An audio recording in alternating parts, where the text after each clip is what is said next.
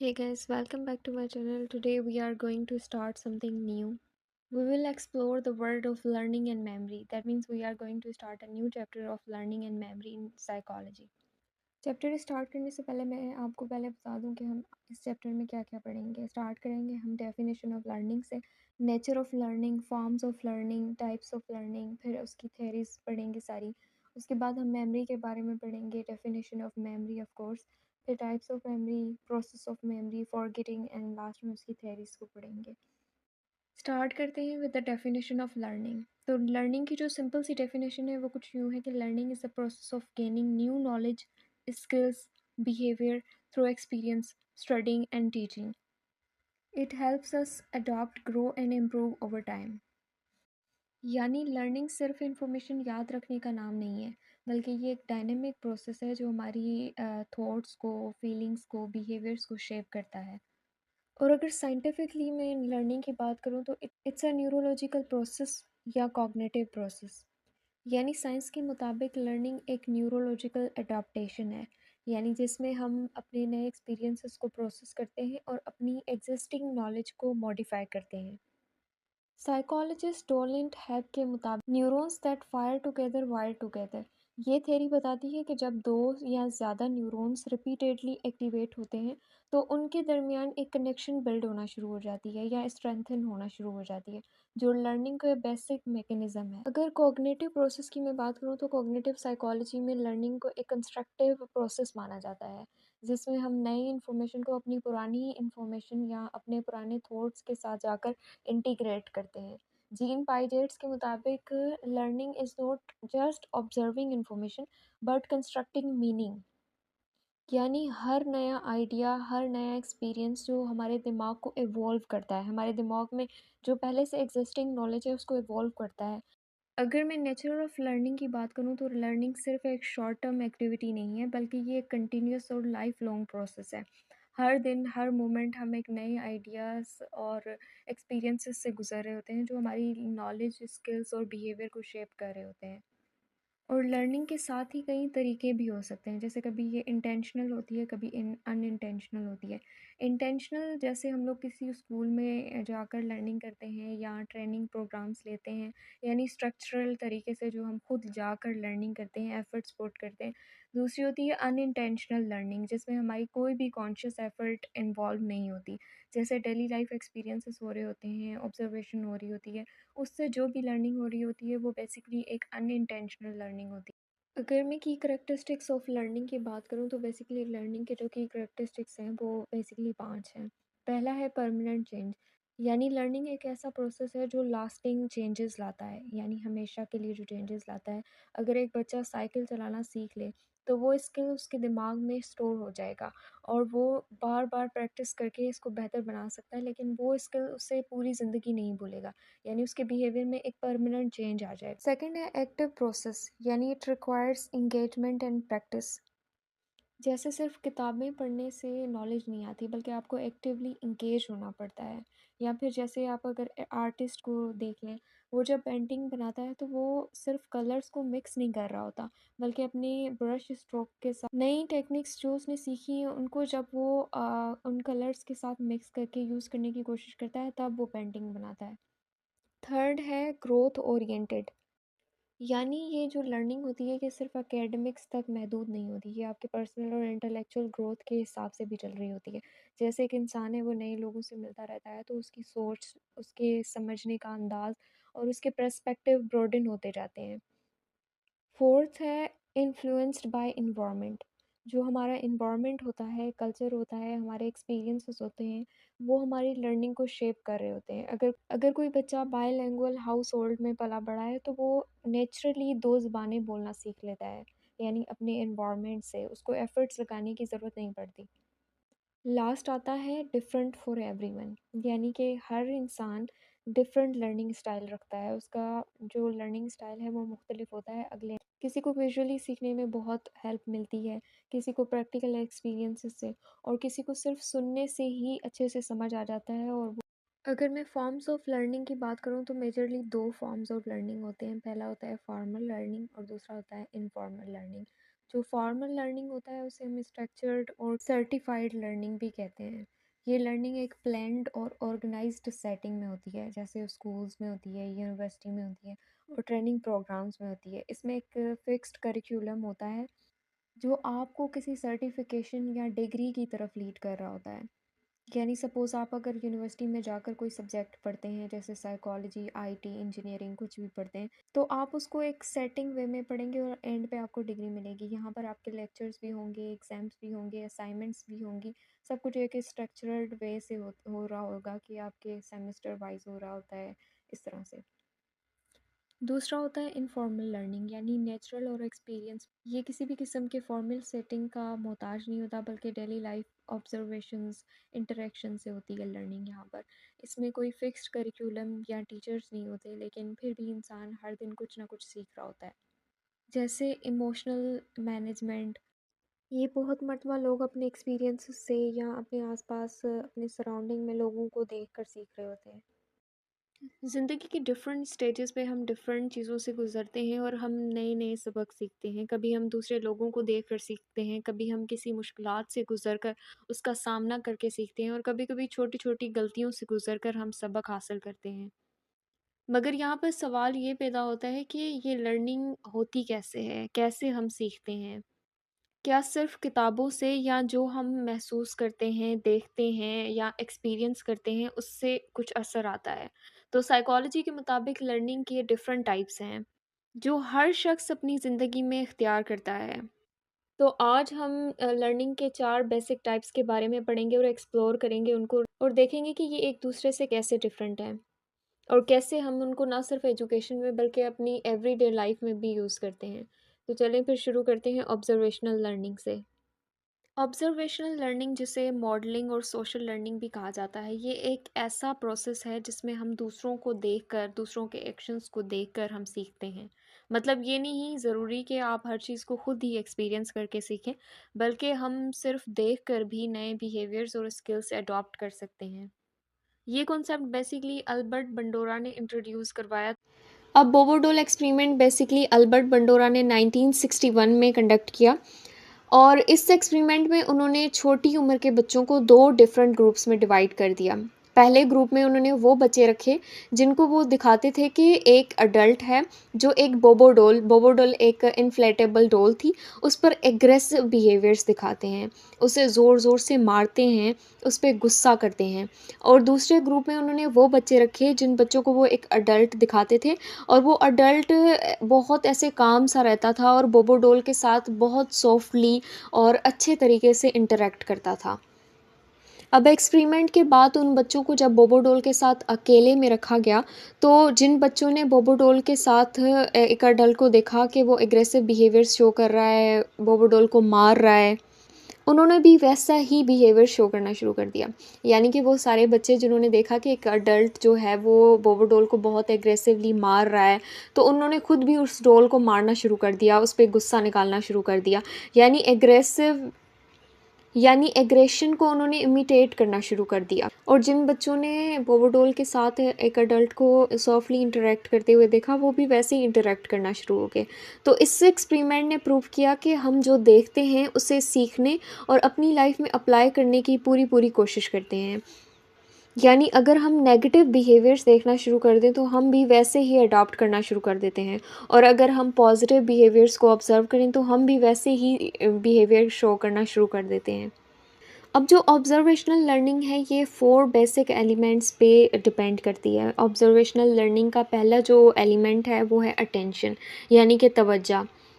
यानी सीखने के लिए हमें सबसे पहले किसी इंसान के एक्शंस पे पूरा अपना अटेंशन रखना पड़ेगा, उनके एक्शंस को अपने फोकस में रखना पड़ेगा, तभी हम ऑब्ज़र्वेशनल लर्निंग कर सकते हैं। दूसरा है रिटेंशन, यानी याद रखना। जो हम ऑब्ज़र्व करते हैं उसे याद करना ज़रूरी है ताकि हम उसे अपनी लाइफ में अप्लाई कर सकें। दूसरा है रिप्रोडक्शन, यानी अमली दोहराई, यानी जो कुछ हम सीखते हैं उसे प्रैक्टिस करना ताकि वो स्किल या बिहेवियर हम अपनी लाइफ में भी इम्प्लीमेंट कर सकें। फोर्थ आता है मोटिवेशन, यानी अगर हमें कोई बिहेवियर रिवॉर्ड या पॉजिटिव आउटकम देता हुआ नज़र आता है तो हम उसे अडॉप्ट करना शुरू कर देते हैं या उसे स्ट्रेंथन करना शुरू कर देते हैं। तो मोटिवेशन बहुत ज़रूरी है ऑब्जर्वेशनल लर्निंग के लिए। अगर मैं इस ऑब्जर्वेशनल लर्निंग की आपको एक छोटी सी एग्जांपल दूँ तो उसकी एग्जांपल एक बच्चा हो सकता है जो अपने बड़े बहन भाई या अपने पेरेंट्स को देखता है कि वो साइकिल चलाते हैं या सुबह उठ के अखबार पढ़ते हैं या नमाज़ पढ़ते हैं या कोई भी बिहेवियर हो सकता है जो वो अपनी लाइफ में रोज़ाना करते हैं, ठीक है। तो वो बच्चा उनको देखकर वो खुद भी बिहेवियर अडॉप्ट करने की कोशिश करेगा। इसी तरह अगर कोई इंसान देखता है कि उसके सामने जो उसके घर के बड़े हैं या उसके घर में जो भी हैं वो स्ट्रेसफुल सिचुएशंस में काम रहने की कोशिश करते हैं तो वो खुद भी वैसे ही रिएक्ट करने की कोशिश करेगा। लेकिन अगर ऐसा घर जिसमें उसको पता है कि जो कोई भी स्ट्रेसफुल सिचुएशन आएगी उसमें मेरे घर के बड़े जो हैं वो पैनिक करना शुरू कर देंगे, तो उसके अंदर भी आराम से ना वो ही बिहेवियर आना शुरू हो जाएगा। ऑब्जर्वेशनल लर्निंग इसे कहते हैं। सेकंड नंबर पे आ जाता है learning by conditioning. Learning by conditioning एक ऐसा प्रोसेस है जिसमें इंसान या कोई भी एनिमल किसी स्पेसिफिक स्टिमुलस और रिस्पॉन्स के दरमियान एक एसोसिएशन डेवलप करना शुरू कर देता है। इसका मतलब ये है कि हम किसी भी चीज़ से रिपीटेड एक्सपीरियंस के ज़रिए सीखते हैं। पहला तरीका है क्लासिकल कंडीशनिंग और दूसरा है ऑपरेंट कंडीशनिंग। क्लासिकल कंडीशनिंग ये लर्निंग वो तरीका है जिसमें हम एक न्यूट्रल स्टिमुलस को किसी भी मीनिंगफुल स्टिमुलस के साथ एसोसिएट करवा के एक ऑटोमेटिक रिस्पॉन्स प्रोड्यूस करवाते हैं।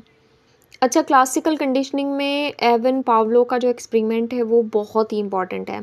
एवन पावलो बेसिकली एक रशियन साइकोलॉजिस्ट थे जिन्होंने क्लासिकल कंडीशनिंग के कॉन्सेप्ट को डेवलप किया। उन्होंने डॉग्स पे एक्सपेरिमेंट किया जिसमें उन्होंने प्रूव किया कि हम किसी भी न्यूट्रल स्टिमुलस के साथ अपने किसी भी मीनिंगफुल स्टिमुलस को एसोसिएट करवा के ऑटोमेटिक रिस्पॉन्स जनरेट करवा सकते हैं।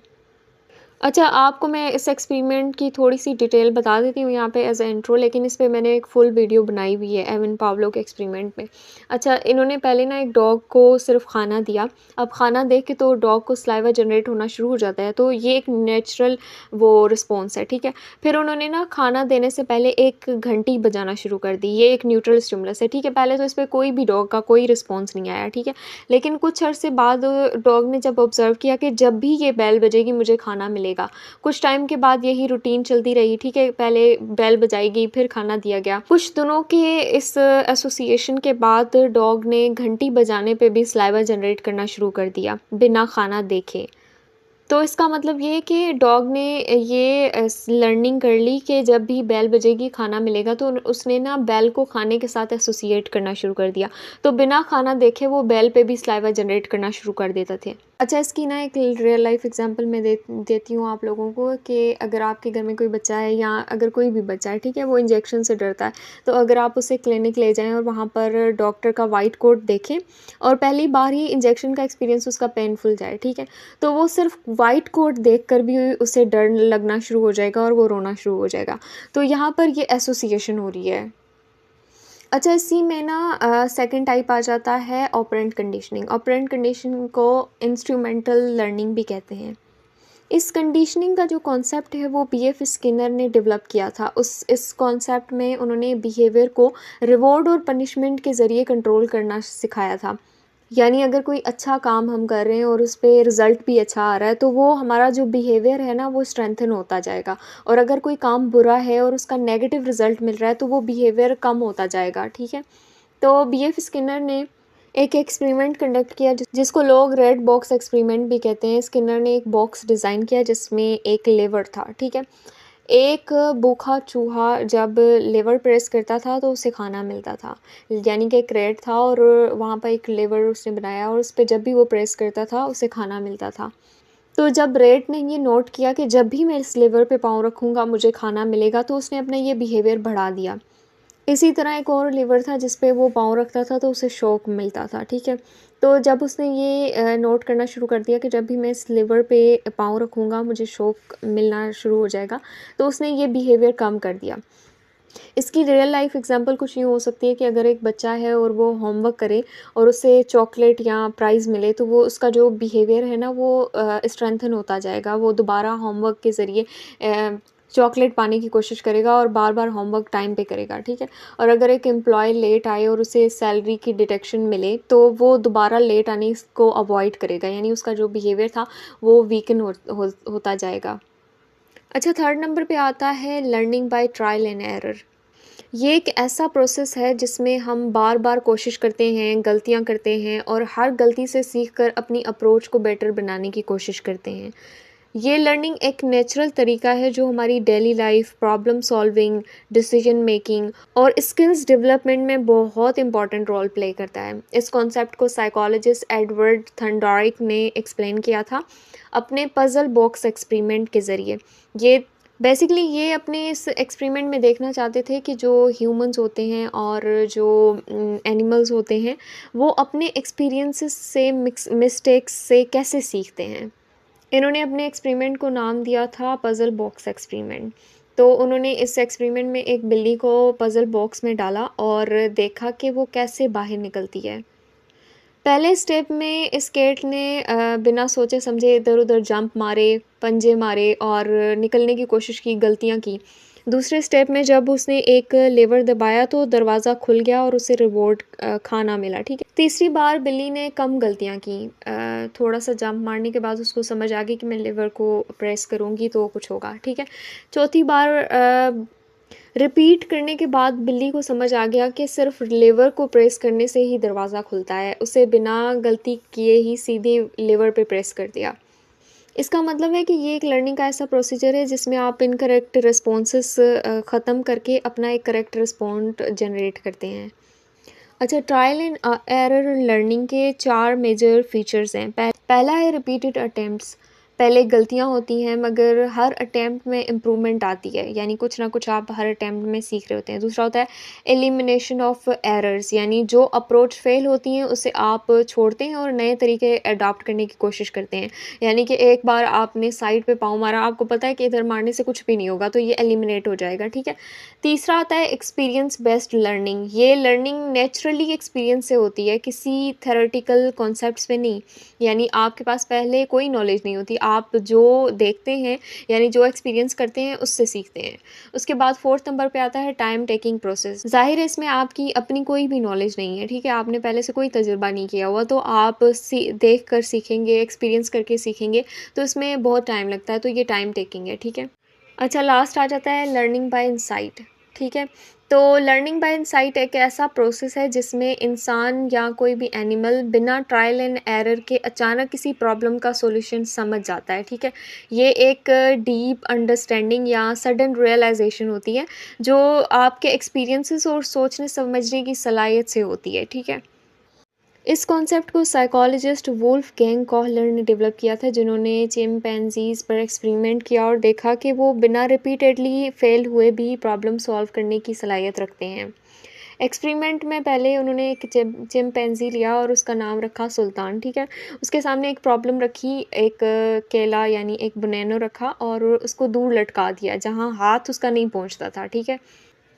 पहले अटेम्प्ट में उसने ट्रायल एरर किया, पहले उसने अपना हाथ आगे बढ़ाने की कोशिश की, लेकिन जब नहीं गया तो उसने सोचना शुरू कर दिया, ठीक है। इस इनसाइट मोमेंट में अचानक उसने देखा कि नीचे ना स्टिक्स पड़ी हुई हैं, ठीक है, छोटी-छोटी, ठीक है। उसने केज में रखी हुई 2 छोटी स्टिक्स को जोड़कर एक बड़ी स्टिक बना ली और उससे अपने बनाना को खींच के खा लिया। ये एक सडन रियलाइज़ेशन थी, जिसे कोहलर ने इनसाइट लर्निंग का नाम दे दिया। अच्छा, इसके भी कुछ की फीचर्स हैं। पहला है सडन रियलाइजेशन, यानी अचानक आपको समझ आ जाए, कोई सॉल्यूशन अचानक से आपके दिमाग में आ जाए बिना किसी प्रैक्टिस के, ठीक है। अंडरस्टैंडिंग पैटर्न्स, पहले से सीखी हुई चीज़ों को आप इस्तेमाल करके नए सॉल्यूशन ढूँढें, यानी कि इस सिचुएशन में नहीं, लेकिन पहले कभी ना कभी ऐसा कोई पैटर्न रहा होगा। नो ट्रायल एंड एरर, बार-बार कोशिश करने की ज़रूरत नहीं पड़ती। जैसे देखें, यहाँ पे चिंपैंज़ी ने बार-बार कोशिश नहीं की, ठीक है। उसने एक बार कोशिश की, उसको पता चला कि नहीं जा रहा हाथ, उसने अचानक से दिमाग से सोच के एक आइडिया बनाया। तो यहाँ पर ट्रायल एंड एरर नहीं होता, ये एक मेंटल ब्रेक थ्रू होती है, ठीक है। और लास्ट है अप्लाई, यानी आपने पहले कोई ना कोई पैटर्न अप्लाई किया होगा किसी और सिचुएशन में कभी ना कभी लाइफ में। तो यहाँ पर हमारा लर्निंग का पोर्शन ख़त्म होता है। हम नेक्स्ट वीडियो में मेमोरी के बारे में पढ़ेंगे, मेमोरी के टाइप्स और वो सारी चीज़ें जो मैंने आपको स्टार्ट ऑफ द वीडियो में बताई हैं। तो